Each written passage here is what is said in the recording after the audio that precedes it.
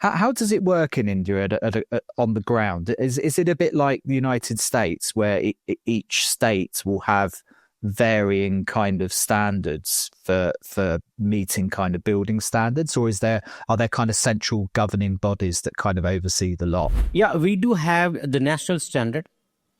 It is a national standard. It is not region wise.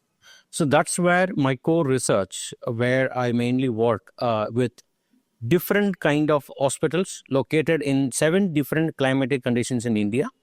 So we conduct the same test in all these regions at the same time with the similar parameters. Because having said that, India has got 7 different weather conditions. You cannot have a same standard to get some results. For example, at this moment, the temperature in Kashmir, the temperature in Kerala is different.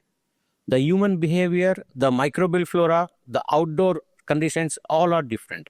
So we cannot have one standard to follow across India.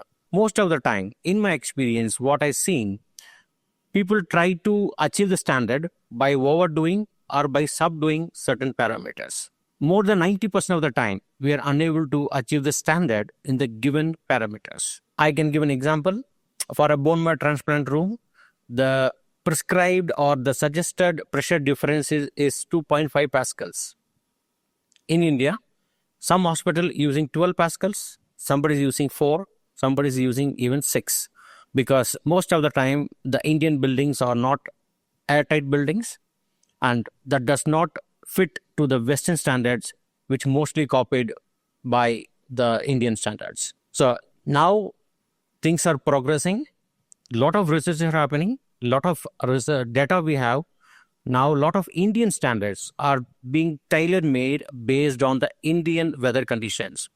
And I'm sure probably in the coming years, it could be even region-wise, the standards can be implemented. I could hear from some renowned people, there are fair chances. The standard would say what to achieve, and how to achieve it will be depend on the particular building in charge. They should know better how to achieve the results. Rather than giving them the full procedure, they are going to simply say what should be the result and let them decide how they should achieve the particular parameter.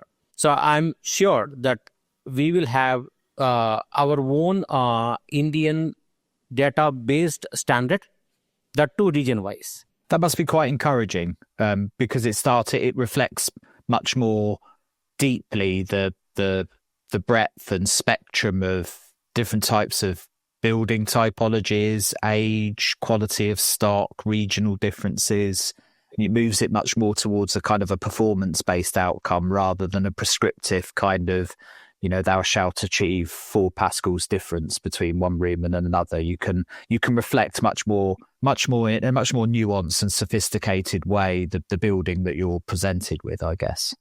Exactly. See, here the problem is different. We have different microbial conditions across India. The microorganism which is threat for Western country, it is not a threat for the Indian conditions. And in Western countries, you don't have fine dust particles. In India, we have got a lot of fine dust particles. So where there's a dust, automatically the spread of microorganisms spreads. At the end of the day, we are doing all these parameters, all the exercise to control microorganisms, to have a healthy human being.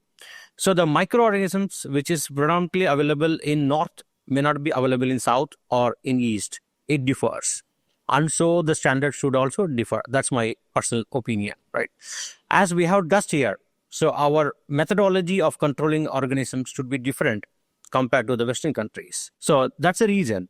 It's very important to have region-wise the standards, which should be based on the data collected from that particular region, you can call it, or it depends on the weather conditions. Yeah, it's interesting what you say about dust. Is that because microorganisms attach to dust, so that you're providing a unique transport mechanism that may not exist so prolifically in other countries, or is it just the associated illnesses and issues with dust on top of the microorganisms?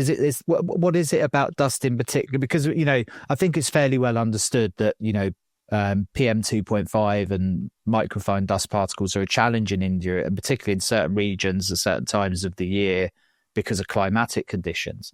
But does that actually present a microbiological challenge as well in some of the spaces you're trying to manage? Yeah, in my experience of working with more than 15 years, when there is a renovation in a healthcare sector, automatically the microbial load will be high. So during renovation, we found most of the time the aspergillus microorganisms levels are pretty high because of the available fine dust. Under renovation, you cannot control the dust moving from one place to another place.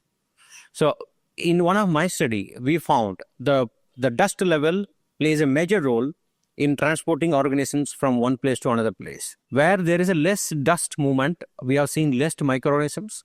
Where there is a high level of dust, we have seen high level of microorganisms, mainly fungus.